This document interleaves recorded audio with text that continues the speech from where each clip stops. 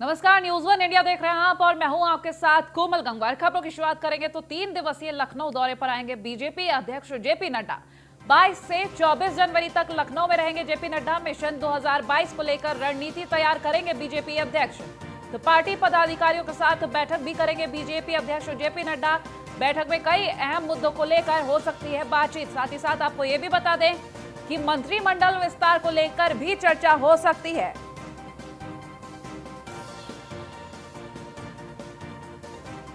तो बीजेपी के राष्ट्रीय अध्यक्ष जेपी नड्डा 3 दिवसीय दौरे पर रहेंगे लखनऊ के। मिशन 2022 को लेकर चर्चा कर सकते हैं, रणनीति करेंगे तैयार। वही मंत्रिमंडल विस्तार को लेकर भी चर्चा हो सकती है इस दौरान।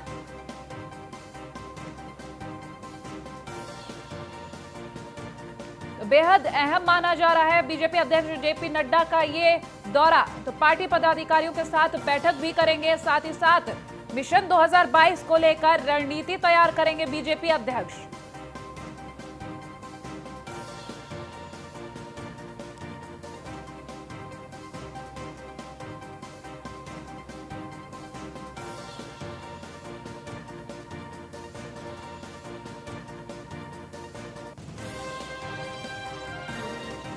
तो मिशन 2022 को लेकर रणनीति तैयार करेंगे जेपी नड्डा, जहां बीजेपी राष्ट्रीय अध्यक्ष जेपी नड्डा 3 दिवसीय दौरे पर रहेंगे लखनऊ के। मिशन 2022 को लेकर रणनीति तैयार करेंगे।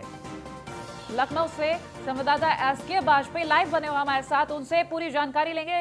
एसके, कितना अहम रह सकता है राष्ट्रीय अध्यक्ष का ये दौरा, क्योंकि काफी रणनीति तैयार करी जाएगी और जो चर्चा की जाएगी, अगर मिशन 2022 को लेकर कहें तो रणनीति तैयार करने की बात कही जा रही है, वहीं मंत्रिमंडल को लेकर भी बातचीत होगी। एसके बिल्कुल बहुत महत्वपूर्ण है भारतीय जनता पार्टी के लिए, क्योंकि बीजेपी लगातार इलेक्शन मूड में चल रही है। हम कहें तो ये गलत नहीं होगा, क्योंकि लगातार भारतीय जनता पार्टी 2022 के चुनाव को ध्यान में रखकर सभी निर्णय ले रही है। जहां अभी हम विधान परिषद के चुनाव की बात करें तो कहीं ना कहीं क्षेत्रीय और जातीय समीकरण बैठाने की कोशिश बीजेपी ने चुनाव के माध्यम से की है। जहां उसके 10 प्रत्याशी फिर से, इसके पहले भी लगातार जहां पहुंचे हैं, वो फिर से 10 प्रत्याशी विधान परिषद पहुंच रहे हैं, क्योंकि बीजेपी के पास बहुमत है। जहां तक बीजेपी के राष्ट्रीय अध्यक्ष के दौरे का सवाल है, वो 3 दिवसीय दौरे पर लखनऊ आ रहे हैं। 22 से 24 तारीख तक वो लखनऊ रहेंगे। तो ये दौरा बहुत ज्यादा महत्वपूर्ण है, क्योंकि जिस तरीके से बीजेपी संगठन उत्तर प्रदेश में मजबूत हुआ है, 1,69,000 ऐसे बूथ हैं कि बूथ स्तर तक के नेटवर्क को बीजेपी ने मजबूत कर दिया है। चाहे बूथ पर सोशल मीडिया की विंग हो, अल्पसंख्यक की विंग हो, पिछड़ा की विंग हो, अनुसूचित की विंग हो, या जो बाकी की उसकी जो सोशल के जरिए जो लोगों तक योजनाएं पहुंचाने के लिए जो विंग काम कर रही है, इस तरीके की विंग उसने अपने बूथ स्तर तक के नेटवर्क को तैयार कर लिया है। तो कहीं ना कहीं अभी उत्तर प्रदेश में मंत्रिमंडल का विस्तार होना है, पंचायत चुनाव है, जिसमें जिला पंचायत जो सदस्यों के टिकट होंगे वो भी यहां से फाइनल होंगे कि किसको प्रत्याशी अपना बनाया जाए, क्योंकि सीधे तौर पर उसका प्रभाव 2022 के विधानसभा चुनाव में होगा। तो ये वो महत्वपूर्ण चीजें हैं जिसको लेकर बीजेपी के राष्ट्रीय अध्यक्ष लखनऊ में चर्चा करेंगे और पार्टी पदाधिकारियों और सरकार के साथ एक सामंजस्य बिठाने की कोशिश होगी, और किस तरीके से चीजों को बेहतर किया जाए और कैसे सरकार और संगठन मिलकर 2022 के लिए काम करें, उसकी रणनीति बनेगी। साथ ही साथ जो 10 लोग अभी सदन में जा रहे हैं, जिसमें से अगर हम deputy CM doctor Dinesh Sharma को देखें तो पहले से डिप्टी सीएम है। अरविंद शर्मा को लेकर लगातार बात चल रही है। बीजेपी के प्रदेश अध्यक्ष ऑलरेडी बीजेपी में संगठन की जिम्मेदारी संभाल रहे हैं। तो इनमें से किसको किसको सदन में शामिल किया जा सकता है, सरकार में शामिल हो, और साथ ही साथ में कई ऐसे अन्य चेहरे भी हैं जिसमें क्षेत्रीय समीकरण बैठाने की भी कोशिश होगी, जिससे कहीं ना कहीं 2022 में बेहतर परफॉर्मेंस हो। तो ये वो महत्वपूर्ण मुद्दे होंगे जिस पर राष्ट्रीय अध्यक्ष बीजेपी के पदाधिकारियों के साथ चर्चा करेंगे, और कहीं ना कहीं इस चर्चा के केंद्र बिंदु में 2022 ही होगा कि इस तरीके के समीकरण और क्षेत्रीय जो लोग हैं उनको सामंजस्य के साथ जोड़ा जाए। साथ ही साथ जो संगठन और सरकार के बीच में दूरियां हैं उनको कम किया जाए। जिन चीजों को लेकर विपक्ष लगातार हमलावर है, कहीं ना कहीं उन चीजों के जवाब तलाशे जाए या उनके ऑप्शन में क्या किया जा सकता है, क्या रणनीति अपनाई जा सकती है। ये वो महत्वपूर्ण चीजें होंगी जिस पर बीजेपी के राष्ट्रीय अध्यक्ष चर्चा करने वाले हैं, क्योंकि 3 दिन तक वो लखनऊ में रहेंगे, जहां सरकार, संगठन, साथ ही साथ मंत्रिमंडल विस्तार, उसके अलावा प्रत्याशियों के चयन से लेकर जो भी नाराजगी संगठन के लोगों की है, कहीं ना कहीं वो इस बैठक के जरिए दूर करने की कोशिश होगी। तो ये वो महत्वपूर्ण चीजें हैं जिस पर कहीं ना कहीं बीजेपी के राष्ट्रीय अध्यक्ष अपने पदाधिकारियों के साथ चर्चा करेंगे। जी चलिए, बहुत शुक्रिया तमाम जानकारी के लिए। तो गोंडा से खबर है, जहां गोंडा दौरे पर कृषि मंत्री सूर्य प्रताप शाही, बता दें बीजेपी प्रदेश प्रभारी राधा मोहन सिंह भी साथ रहेंगे। कर्नलगंज कृषि महाविद्यालय का निरीक्षण करेंगे शाही, तो किसान कल्याण केंद्र का लोकार्पण करेंगे कृषि मंत्री। वहीं गांधी पार्क में पंचायत चुनाव को लेकर बैठक भी करेंगे। तो शाम 4 बजे लखनऊ के लिए रवाना होने वाले हैं। कर्नलगंज कृषि महाविद्यालय का निरीक्षण करेंगे। वहीं बीजेपी प्रदेश प्रभारी राधा मोहन सिंह भी मौजूद रहेंगे। किसान कल्याण केंद्र का लोकार्पण करेंगे कृषि मंत्री। गांधी पार्क में पंचायत चुनाव को लेकर बैठक भी करेंगे। शाम 4 बजे लखनऊ के लिए रवाना होंगे।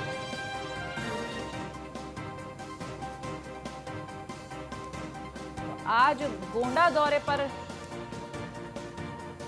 कृषि मंत्री सूर्य प्रताप शाही, जहां बीजेपी प्रदेश प्रभारी राधा मोहन सिंह भी उनके साथ रहेंगे।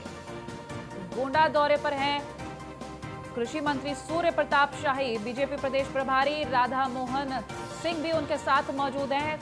बेहद खास दौरा।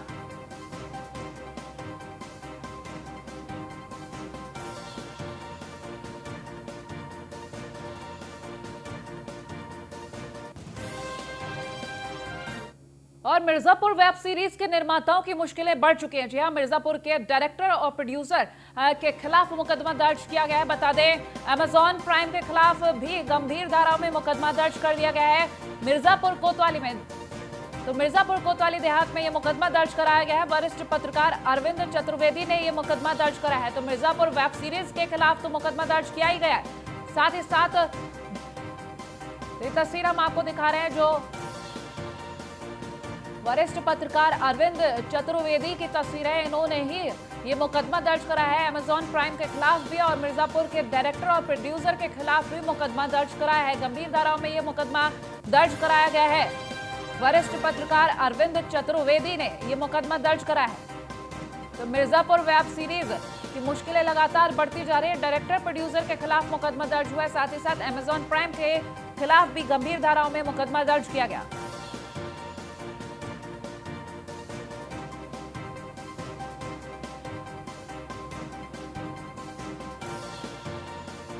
मिर्जापुर वेब सीरीज बेहद चर्चित रही है। तो उसके बाद अब अगर हम बात करें मिर्जापुर वेब सीरीज के डायरेक्टर और प्रोड्यूसर के खिलाफ ये मुकदमा दर्ज किया गया वरिष्ठ पत्रकार अरविंद की तरफ से।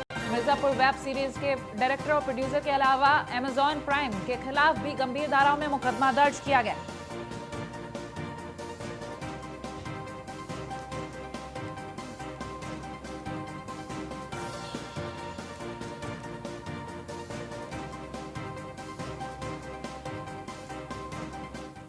यूपी के शाहजहांपुर के जिला पंचायत अध्यक्ष अजय प्रताप सिंह यादव से खास बातचीत की हमारे संवाददाता दीपक दीक्षित ने। देखिए, पूरे उत्तर प्रदेश में सबसे युवा जिला पंचायत अध्यक्ष और अपने आप में कुछ अलग पहचान बनाने वाले शाहजहांपुर के सबसे तेज तर्रार युवा नेता, युवा जिला अध्यक्ष हमारे साथ हैं। उनसे जानेंगे कि आखिर उन 5 वर्षों में उन्होंने क्या क्या विकास कराए जो शेष रह गए हैं और अगली बार उन्होंने कुछ सोचा हो।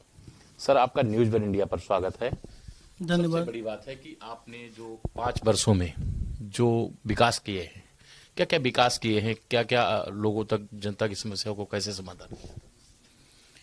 जब जिला पंचायत की कुर्सी पे सन 2016 में बैठे थे चुनाव जीत कर, तो ये मन में विश्वास था नई जनरेशन को किस तरीके से आगे बढ़े। हमेशा मोटिवेशन वाली सोच रखते थे। कोशिश ये करते थे कि जो भी ग्रामीण क्षेत्र से व्यक्ति हमारे तक चल के आए या हमारे संपर्क में आए, तो उसको संतुष्ट करें, उसकी बात सुने और नेताओं की जो पहचान है उसको और अच्छा बना के दिखाएं। समस्या का समाधान हमारी मुख्य रूप से प्राथमिकता रही, और राजनीति में आने के बाद विकास और विश्वास ये बड़ी महत्वपूर्ण चीज़ रहती है। इसको कायम रखने की हमेशा कोशिश रखी कि कोई भी व्यक्ति क्षेत्र से आए और वो आके अपनी जो भी उम्मीद लेके आए उसको हम सही अंजाम तक पहुंचाएं। अगर हमारे तक स्थिति बने हम उसका काम करें, हमसे न बने अधिकारियों से मिलके, प्रदेश के मंत्रियों से मिलके कहीं न कहीं उसका काम निश्चित तौर पे करने का हमेशा प्रयास रहा। कई ऐसी चीजें हुई होंगी जो आपके ऊपर जिम्मेवारी आई, कई बार चुनौतियों को भी सामना करना पड़ा होगा। सबसे बड़ी चीज है कि आपका राजनीतिक गुरु कौन है, कैसे आपने सोचा कि मैं राजनीति में जाऊं? देखिए, राजनीति में बचपन से ही राजनीति को अपने परिवार से लेके माननीय मंत्री जी को, आदरणीय श्री सुरेश कुमार खन्ना जी को देखते हुए, अपने पिताजी को देखते हुए राजनीति में सीखते आए। और ये मन में कहीं ना कहीं था भी कि कहीं ना कहीं ये मौका मिलेगा राजनीति में कि उसको आगे बढ़ाएं, अपने पिताजी की विरासत को आगे बढ़ाएं। मगर ये नहीं सोच पा रहे थे कि इतनी जल्दी भगवान की दुआ से इतनी जल्दी इतना बड़ा मुकाम मिल जाएगा। हमारे गुरु तो हमारे पिताजी हैं और हमको गुरु के भी गुरु का आशीर्वाद मिला, माननीय मंत्री जी खन्ना जी का। उन्होंने हमेशा उनको देख के आगे बढ़ते रहे, मार्गदर्शक हमेशा देते रहे, सही राह दिखाते रहे। 14 जनवरी से आपका कार्यकाल समाप्त हो गया। आगे की रणनीति क्या है? किस तरह से चुनाव में जाने की फिर से तैयारी है? बहुत लोगों के सवाल होंगे, किसी का कोई काम नहीं पूरा हुआ होगा, कुछ अधूरे काम होंगे, उन्हें कैसे पूरे करेंगे अगर अगली बार आप फिर से अध्यक्ष बनते हैं? राजनीतिक व्यक्ति का हमेशा से ही जिस दिन से वो चुनाव लड़ता है और जिस दिन से जीतता है उस दिन हर दिन वो रणनीति नई बनाता है। जैसे सूर्योदय होता है तो नए उम्मीदों के साथ आगे बढ़ता आदमी, वैसे ही हम लोग भी हर उम्मीद के साथ, नई किरणें के साथ, नई उम्मीदों के साथ आगे बढ़ते हैं। हर रोज नई रणनीति बनाते हैं कि हमको कैसे आगे बढ़ना है, कैसे लोगों से बात करनी है, कैसे कहाँ विकास की गति को आगे तेज करना है, कहाँ जाके अंतिम छोर पे बैठे हुए व्यक्ति तक अपनी योजनाओं का लाभ पहुंचाएं। आखिरी सवाल ये है कि अगर न्यूज वन इंडिया चैनल के माध्यम से पूरे प्रदेश की जनता को, शाहजहांपुर की जनता को कुछ मोदी जी के लिए, कुछ योगी जी के लिए कुछ कहना चाहें और जनता के लिए कोई संदेश? मैं न्यूज वन इंडिया के माध्यम से पूरे देश की जनता को, प्रदेश की जनता को यही कहूँगा कि हमेशा राजनीति में नई विचारधाराओं के लोगों को आगे बढ़ाना चाहिए। नए लोग आने चाहिए। नए भारत का निर्माण हमारे देश के प्रधानमंत्री आदरणीय श्री नरेंद्र मोदी जी की सरकार में हो रहा है। नए चीजें निकल के आ रही हैं। देश शिखर पे पहुंचने के प्रयास में है और कहीं ना कहीं ये जो योजनाएं हैं वो निश्चित तौर पे बहुत लंबे समय की योजनाएं हैं। ये भारतीय जनता पार्टी की सरकार है, ये नई लंबे समय की राजनीति करती है और निश्चित तौर पे देश में जिस हिसाब से देश बदल रहा है, मैं प्रदेश के मुख्यमंत्री जी को और अपने सभी शीर्ष नेतृत्व को धन्यवाद देता हूं कि हमको इस लायक बनाए, इस मौका दिया ताकि मैं समाज के कुछ काम आ सकूं, समाज में सरकार की विचारधाराओं को आगे ले जा सकूं, भारतीय जनता पार्टी की विचारधाराओं को आगे ले जा सकूं और नए तरीकों से नए चीज़ों को क्षेत्र में ले जा सकूं, विकास की गति को बढ़ा सकूं, देश हमारा शिखर पे पहुंचे, प्रदेश हमारा शिखर पे पहुंचे। ये हम हर व्यक्ति की दिल से इच्छा है कि हमारा देश में, हमारे देश के पूरे विश्व में सबसे नंबर 1 पे रहे। तो ये थे हमारे साथ जो शाहजहांपुर के पूरे प्रदेश के युवा जिला पंचायत अध्यक्ष अजय प्रताप सिंह यादव। इनसे हमने जाना और समझा भी कि जिस तरह से इन्होंने क्षेत्र में विकास की गंगा बहाई है, कहीं न कहीं फिर से उसी विचार पर लोगों के पास जाना चाहते हैं और फिर से एक बार पुनः जिला पंचायत अध्यक्ष बने। न्यूज वन इंडिया की तरफ से ढेर सारी शुभकामनाएं। Deepak Dixit, News One India, Shahjahanpur. वहीं दिल्ली पुलिस ने बदमाशों पर शिकंजा कसते हुए 2 लोगों को गिरफ्तार कर लिया है। धौलपुर के खानपुर मीना से नौकरी तलाश में दिल्ली आया प्रभात अपराधी रोहित चौधरी के संपर्क में आ गया और चोरी और लूट फ्रॉड जैसी घटनाओं को अंजाम देने लगा। आरोपी प्रभात ने अपने बॉस के कहने पर खानपुर मीना में स्थानीय निकाय चुनाव भी लड़ा था, जिसका खर्चा करीब 20 लाख रुपए आया था। साथ ही अपने बॉस के आदेश पर अवैध तरीके से धन अर्जित करता था और फिलहाल पुलिस मामले में शामिल अन्य आरोपियों की तलाश में भी जुट गई है।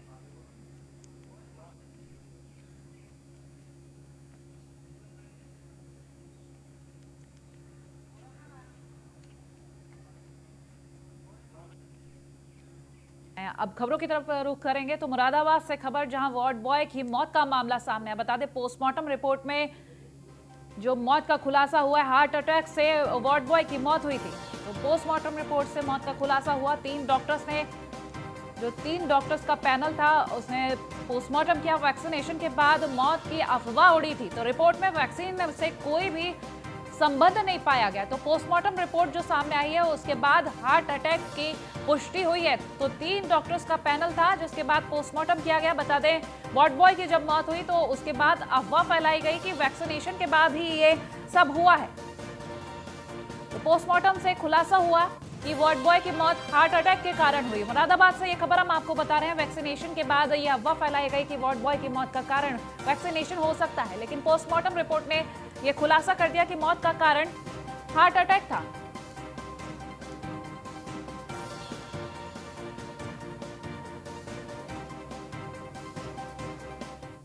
और फिलहाल बुलेटिन में इतना ही। देखते रहिए न्यूज़ 1 इंडिया। नमस्कार।